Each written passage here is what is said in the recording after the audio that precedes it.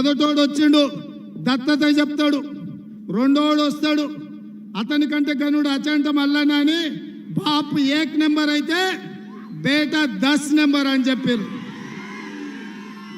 అయ్యొస్తాడు 4 రోజులలో అయ్యొస్తాడు, గుర్తుపెట్టుకోరు. ఇప్పుడు కొడుకు వచ్చిండు కదా, అయ్యా నేను అబద్ధం చెప్పినా జనాలకు బాగానే టోపీ పెట్టొచ్చినా చెవులో పూలు పెట్టినా ఇక ఇప్పుడు నువ్వు పోయి చెప్పంటాడు. అయ్యొస్తాడు, అయ్యొచ్చి మైకిట్లో కొడతాడు.